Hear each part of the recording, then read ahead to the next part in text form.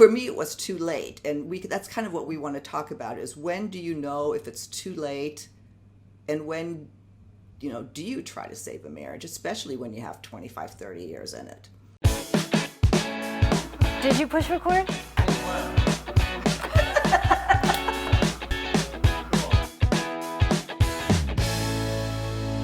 Thanks so much for tuning into Our Second Act with Paige and Silka. Today, our topic returns to love and relationships after 50, and joining me is a new expert to Second Act TV, Rachel Monet.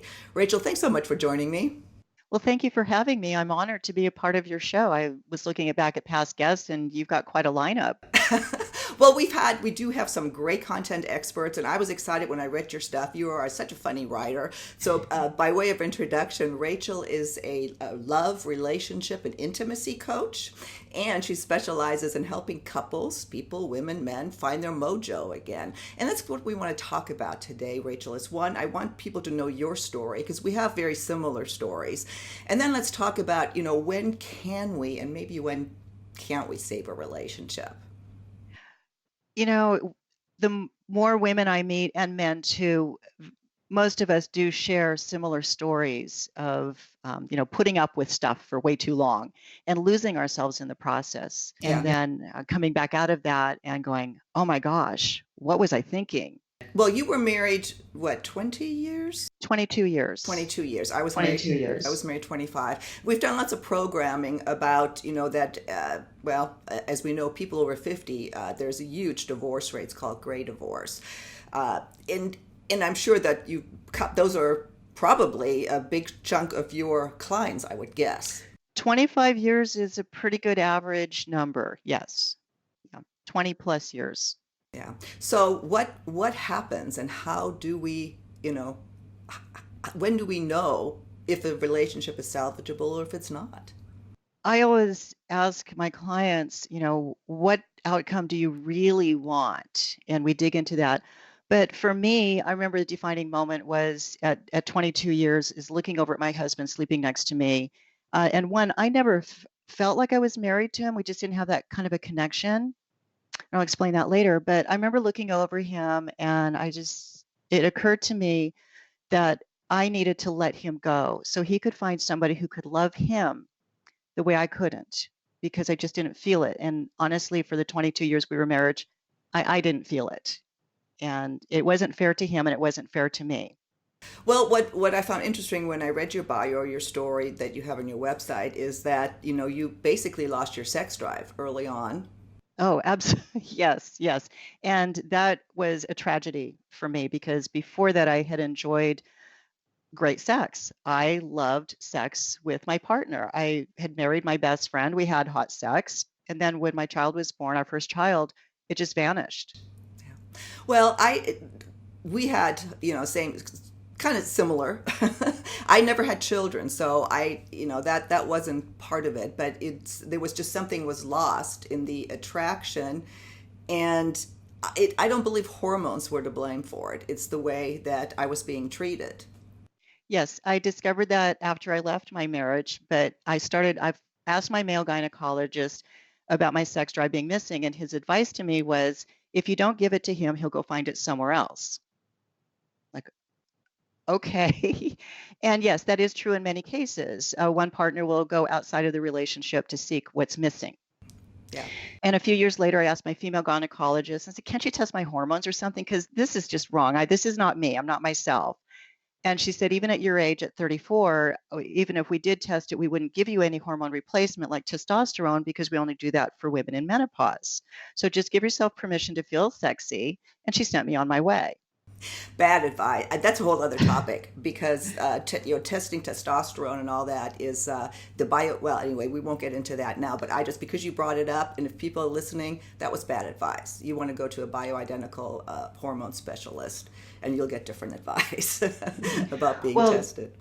The beauty of both of those doctors' advice and where I was with it, I was determined to solve the problem. And that started my 20 plus year research into libido, sexuality, hormones, you name it. I really wanted to solve this problem. And even though I learned all these things, it didn't solve my problem with my relationship. It wasn't until I left that relationship that I got my sex drive back.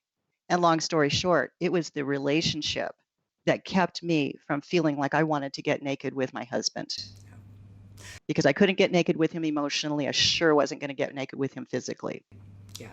Well, that great point. And again, that's, I felt the same way. I was being treated terribly, disrespectfully, and there was just I had no desire to. Yeah. The thought of him touching me or kissing me was just unacceptable. Yet I kept in that place where nobody in my family ever got divorced.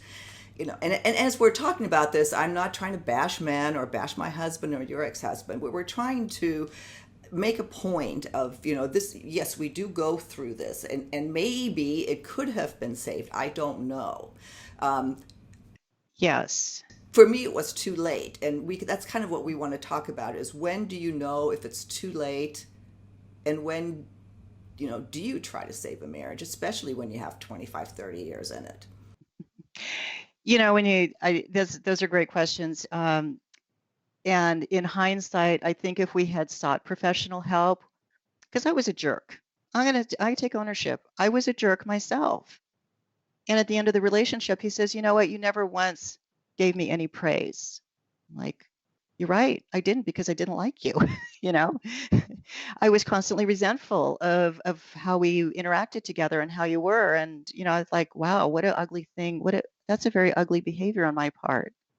And there were other things I know I did. I was a jerk because I was unhappy. So in hindsight, yes, I think if we had gotten a professional help and really worked on this together, we would have either not stayed together as long and been as miserable for so long, or we may have had a different outcome where we would still be together. Because, seeking to understand, I think, is the first place to start. It's, instead of making it all about me, I could have worked harder to understand where he was coming from. Mm-hmm. Yeah. No, and again, thanks for bringing that up, because I agree too. I look back, especially towards the probably last 5 years. Yeah, I was a bitch, and because again, the resentment was so thick. I just couldn't take it. So yes, it's not. We're not bashing our husbands here. We're No, it's seeking to understand from a different perspective. Exactly. I know that for me, ultimately, the litmus test that I had was when I was graveling with this, do I leave? Can I really leave a 25-year marriage? Is, what if he were with another woman? Then we would both go on. Can I picture him with another woman? And I was like, yeah, that would take any guilt away that I feel. That was a good thing for me. Mm-hmm. And that's, but but that's also a feeling of love, when you love somebody enough to let them go and have their happiness elsewhere instead of just being possessive about it. That's a nice way to put it. So I wasn't being selfish. No, in fact, quite the opposite. You had 25 years together. You don't spend that much time with somebody without having some level of friendship and love, whether it's the intimate romantic love that you crave, or whether it's more along the lines of friendship or something along those lines. But it is truly more of a selfless act to free somebody so they can be happy, even if they don't have it with us. Yeah. Or maybe sometimes it's just a missing piece. Yeah. Well, it's funny you say that, because I actually, the only time I've saw him since then was at an engagement party of my family engagement party, and he brought his girlfriend, and I was truly happy to see them. Yes. That's beautiful. Yeah. So it can happen. But again, art, what you do isn't, getting through breakups.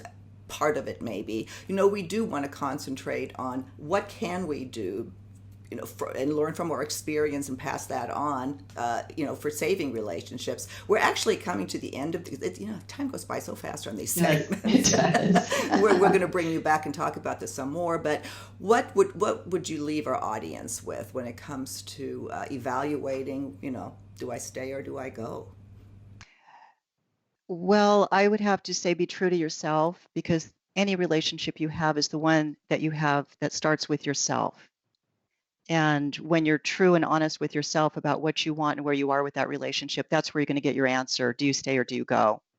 Yeah, yeah. Well, Rachel, we'll see you on our next segment on our second act with Paige and Silka. I'll link to all of Rachel's information so you can get a hold of her, and she might just have some answers for you that we certainly couldn't get into today. So, see you next time on our second act with Paige and Silka. Bye. Thank you for having me.